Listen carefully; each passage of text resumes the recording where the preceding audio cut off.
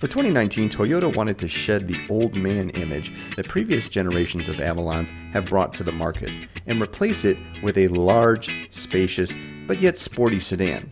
So with 301 horsepower, an 8-speed automatic transmission, and 4 different driving modes, does this newest Avalon accomplish Toyota's goal? We road test the Avalon to find out and discover this sedan is a bit of a Pinocchio. But first, what do the new driving modes coupled with front-wheel drive and the fairly powerful V6 do to boost the Avalon's performance? And the performance-wise, we gotta get into performance. Ooh. So you have over 300 horsepower, but it is front-wheel drive. So in Sport S Plus, from a dead stop,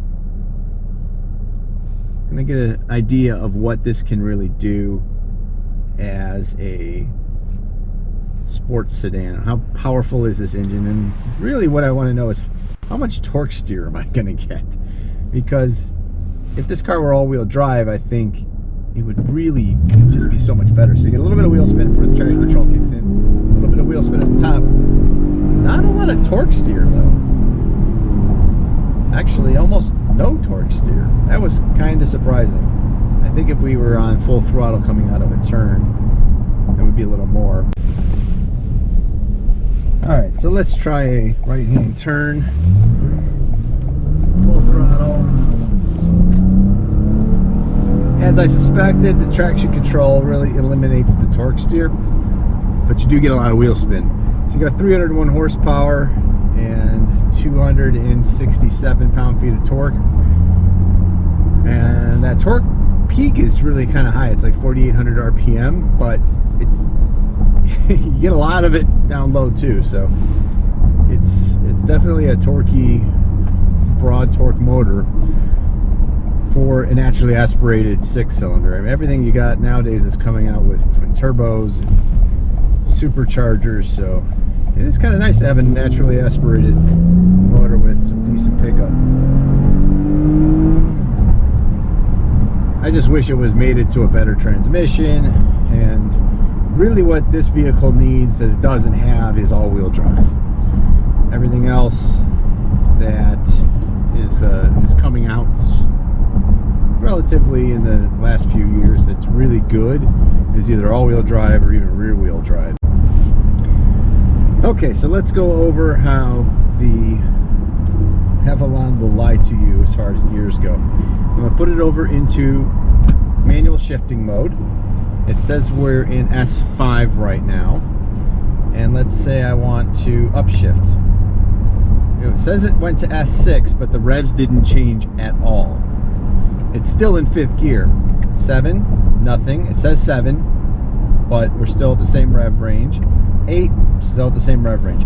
Now, when I go downshift, it goes from 8 to 4. So it never left 5th gear. I just upshifted.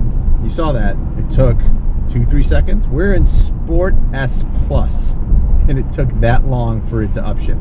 So here's the downshift. That was okay. That upshift was okay. That one took 2 seconds. And then it just continues to lie to you as far as what gear it's in. You have really no idea what gear it really is in. You know, unless, I guess that is 2nd gear. So under hard acceleration, that does shift pretty good under hard acceleration. That was a very timid downshift. You expect it would be harder in Sport S Plus. This is supposed to be, I suppose, trying to compete with some of the sportier large sedans out there. It's just, it doesn't feel very sporty at all. I mean, if you were just even to compare this to a Kia Stinger, or it would not win in the sporty category. But here's the other thing. So I'm in S2 right now. I'm coming to a stop, and it stays there. It doesn't go to S1. It doesn't indicate that it's in 1st gear, which most systems would take you down to 1st gear. 2, how about 3? Let's start in 3rd gear. Maybe 4th gear. 5th gear? How about 6th gear? 7th? No, let's start in 8th gear, because that's what it's telling me that it's in right now. It's telling me it's in 8th gear, and it's not. So, starting from supposedly 8th gear. Oh, I can spin the tires in 8th gear. How about that?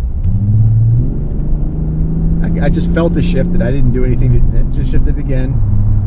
It's just driving like it's in drive.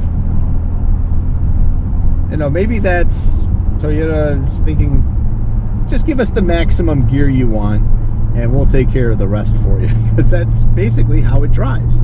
All right, weird gear shifting aside.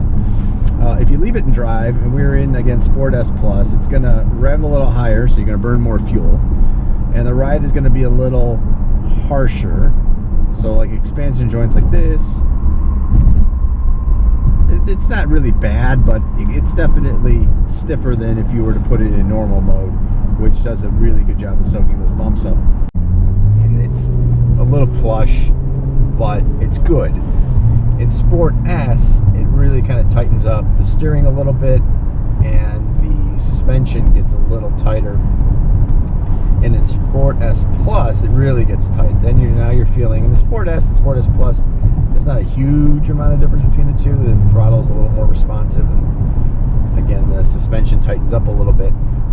But it does feel more like you get in a sports sedan, like a dedicated sports sedan, a BMW or an Audi. It's definitely got that taut feel to it. The head-up display, by the way, is good, except I have yet to be able to figure out how to brighten it, change it, do anything with it. It shows you your current speed. It also picks up the speed limit signs, and so it'll show you the current speed limit, and it's got the lane departure assist in there. And when you have the cruise control on, the radar cruise control, it provides that information as well. When you put sunglasses on, though, it all but disappears. So I think Toyota succeeds in shedding much of the old man image, but if you want a very sporty sedan, this will not be the right car for you. The Avalon is a car for someone who will never floor it off the line, but wants the power to effortlessly merge into traffic on the freeway. This is a car for someone who appreciates the functionality of luxury, not its opulence. This is a car for someone who values a sporty look over a sporty feel. This is a car for someone who wants to be comfortable in their car, who wants it to work well and for a long time, and who needs or wants plenty of room for their stuff and their passengers. This has been Brendan for Sons of Speed. Please support our channel by subscribing, hitting the notification bell, liking the video, throw us a comment below, and let us know what you think of the brand new Toyota Avalon. And catch us next time for some more great auto reviews.